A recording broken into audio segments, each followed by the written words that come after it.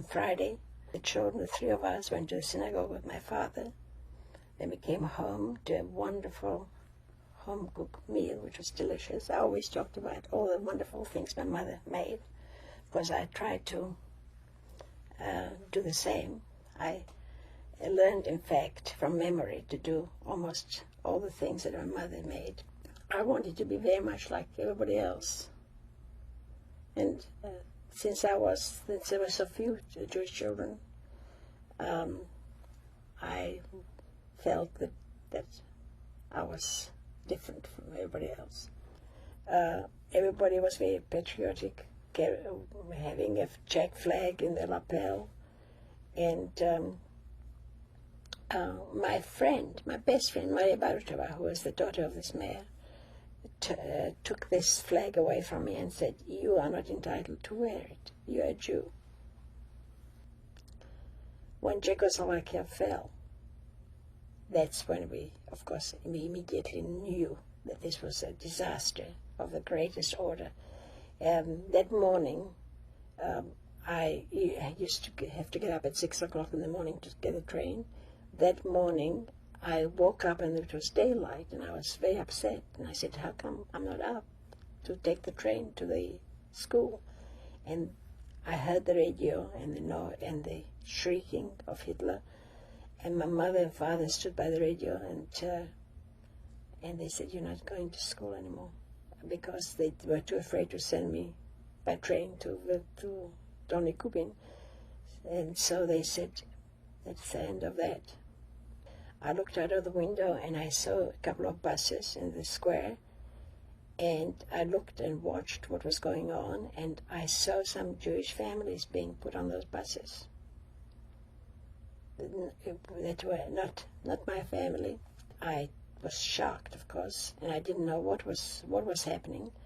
And I found out later they put them on the buses and drove them to the Hungarian border, because they were just going to drop them off. I mean, they were told to pack up, and they were going to be deported. My parents just never left the village, so they didn't know. Nobody could imagine what would happen.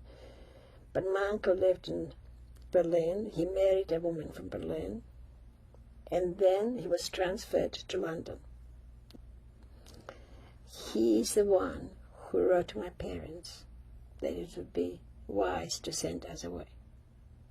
Now, how he ever, and I can't begin to grasp that, because why would this man take on the responsibility? I mean, who would have thought something would happen to us? I mean, we were so remote from the main towns. But he said, "I think it's wise to send the children away." And he said he can make arrangements for us to go to England. Now, my parents, that is, again, a tremendous mystery. How they ever agreed to do this is beyond me. I will never understand it.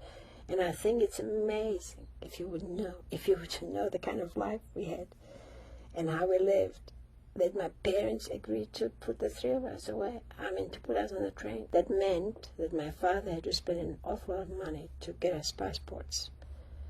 He started to get the passports for the three of us.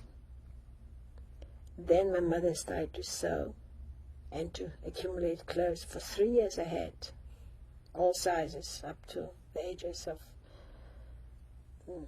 each of us for 3 years. And they started getting us ready for it. My father got the passports. My mother packed. We all had our suitcases. And one day they said, "You're going to visit Uncle Heino in London." They told us to learn, to be good, to take care of ourselves, to be careful of strangers, men, you know. We consoled ourselves with the thought that we were going to visit our uncle. We thought we were going like on vacation somewhere. I mean, we didn't really fully grasp that this was the end.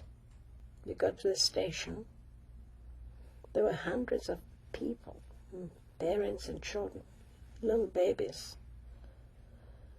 And we were put on a train. My mother couldn't decide whether to keep the little one, my younger sister. So she put on a train. She took her off. She put on a train. She took her off again. And then she put on a train at the last moment. And we all waved goodbye, and that was it.